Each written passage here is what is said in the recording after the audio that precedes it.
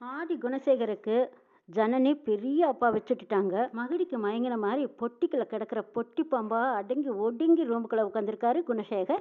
ஏன் இப்படி அமைதியா இருக்கிறாருன்னு தெரியாமையே ஞானமும் கதிரும் சும்மா விளாசி தள்ளுறாங்க. இன்னும் ஒரு வாரம், ஒரே வாரம் பொறுத்துருங்கடி, உங்க எல்லாத்துக்கும் பெரிய அப்பா வைக்கிறேன், வீட்டை விட்டு வெளியே துரத்துறேன், எல்லாத்தையும் சோழியை முடிக்கிறேன், காலை வெட்டுறேன், கையை வெட்டுறேன், தலையை திருகி எறிகிறேன், இப்படியெல்லாம் வசனம் பேசிட்டு இருக்காரு கதிர். போது நிறுத்துடா, எதுவுமே தெரியாம குட்டி குதின்னு குதிச்சிட்டு இருக்கிறான் அப்படின்னு சக்தி சொல்றாங்க.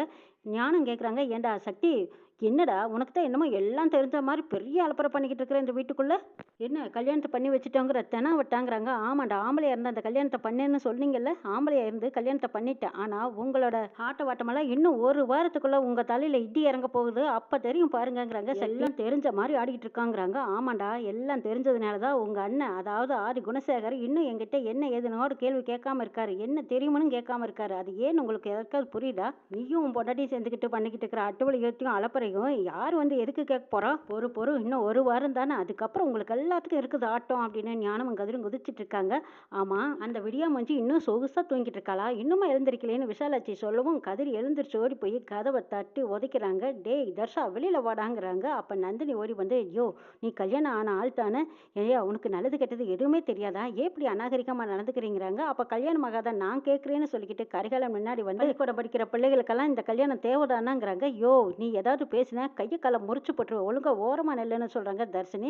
வாமா குங்கு தலைவி, நான் பேசினா என்ன தப்புங்கிறாங்க. தப்பு தான்டா, ஏதாவது பேசினா எலும்ப நுணுக்கி போடுவேன்னு தர்ஷினி மிரட்டுறாங்க. இந்த பக்கம் பார்த்தா கதிரின் ஞானமும் தர்ஷினியும் பார்கவியும் வெளியில வர சொல்லி சரியான ஆர்ப்பாட்டம் பண்ணிட்டு இருக்காங்க. இந்த பக்கம் சக்தி ஜனனி ரெண்டு பேரும், உங்க ஆட்டமெல்லாம் இன்னும் ஒரு வாரம் தான், எவ்வளவு நாளைக்கு இப்படி ஆடிக்கிட்டு இருப்பீங்க, ஜால்ரா போட்டுக்கிட்டே தட்டிட்டு இருப்பீங்களாங்கிறாங்க. ஏமா நீ பண்ற அட்டகாசத்தால இந்த குடும்பம் விளங்கிடுமா, இந்த குடும்பத்துல நிம்மதி இல்லாம போச்சு தெரியுமா, என் பசங்க எல்லாம் நிம்மதி இல்லாம தூக்கம் இல்லாம பால்கனியில படுத்து கிடந்தானுங்களாமே, நேற்று வந்த மகராசிக்கு பெட்டு மெத்தையும் கேட்குறோங்கிறாங்க விசாலாச்சி.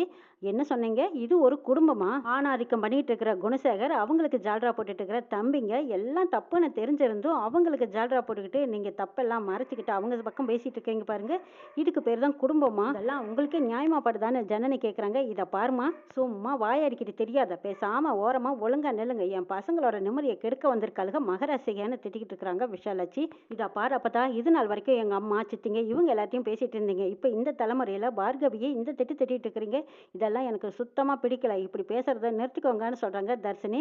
வாடியம்மா, வாயாடுறதுக்கு ஆளக்கானு தான் பார்த்தேன், வந்துட்டியா பிறந்தவ மண்டாட்டிக்கு சப்போர்ட் பண்றதுக்கு, இது எத்தனை நாளைக்கு இந்த கூத்துன்னு நானும் பாக்குறேங்கிறாங்க விசாலாச்சி. பாருங்க, ஆனா நீங்க பேசாதீங்க, நீங்க பேசுறது எதுவுமே சரியில்லைன்ட்டு போறாங்க தர்ஷினி. குணசேகர் அடிவயிறு கலங்க அப்படியே பீடி கிளம்பி வந்திருக்காரு. இந்த ரூமுக்குள்ள நான் இல்லாத போது வந்து பீரோவை செக் பண்ணி பார்த்துருக்கானுங்க. அந்த ஃபோனை எடுத்தது மட்டும் இல்லாம இவ்வளவு வருஷமா கட்டி காப்பாத்தின அந்த லெட்டரையும் எடுத்துட்டு போயிட்டாங்க. இது சக்தி வேலையா இல்ல ஜனனி வேலையா, குழப்பத்தோட உட்காந்துருக்காரு. பாவம் குணசேகரனுக்கு 7.5 நாட்டு சனி பிடிச்சு கட்டம் தெரியல போல இருக்கு. அடி மேல அடி, இடி மேல இடி விழுந்துகிட்டே இருக்குது. இந்த லெட்டர்ல எழுதி வச்ச அந்த பொண்ணு சாபம் விட்ட மாதிரி அந்த சாபம் பழிச்சிடுமோன்னு ஒரு பக்கம் பயந்து நடுங்கிட்டு இருக்காரு. இது சக்தி கைக்கு கிடைச்சிருக்குமா இல்ல ஜனனி கைக்கு கிடைச்சிருக்குமா, யாருக்கிட்ட கேட்கறது? இவ வேற ஒரு வாரம் கெடுவு கொடுத்துருக்கா. அந்த ஒரு வாரம் பொறுத்து இருந்து இவ்வளவு ஆளை முடிச்சாலும் அதுக்கு பின்னாடி இருக்கிற விளைவு என்னங்கிறது தெரியாம நம்ம அவசரப்பட்டுருவோமோ. இவளை எப்படி மிரட்டினாலும் நம்மளுக்கு மடங்கி பயப்படவே மாட்டேங்கிறா, கையில ஆதாரத்தை வச்சுக்கிட்டு நம்மளை ஆட்டி வைக்கிறாளேன்னு நினைச்சிட்டு இருக்கிறாங்க குணசேகரையும் ஜனனியும். அவசரமா அங்க இருந்து கிளம்புறாங்க. இதை பார்த்துட்டு இருந்த குணசேகர், இவங்க ரெண்டு பேரும் எங்க போவாங்களா இருக்கும்னு தெரியலையே அப்படின்னு யோசிச்சுக்கிறாங்க. இந்த பக்கம் பார்த்தா அறிவுக்கரசி அவ செஞ்ச தப்புக்கு அந்த போட்டோகிராஃபர் வேற எல்லாமே கண்ணார பார்த்தேன்னு வேற சாட்சி சொல்லிட்டு இருக்கான். அப்ப அந்த போட்டோகிராஃபர்கிட்டையும் நம்மளை பத்தின ஆதாரத்தை இந்த அறிவுக்கரசி கொடுத்து வச்சிருப்பாளா, அவங்ககிட்ட இருந்து தானே ஒரு பென்ட்ரைவ் வாங்கினா, அதுல அப்படி என்னதான் இருக்கும் நம்ம பார்க்கலாமா அப்படின்னு சொல்லி சங்கரை கூப்பிட்டு அந்த பென்ட்ரைவை வாங்கி பார்க்குறாங்க குணசேகர். அந்த பென்ட்ரைவை வாங்கி பார்த்ததும் குணசேகர் ஆடி போறாங்க.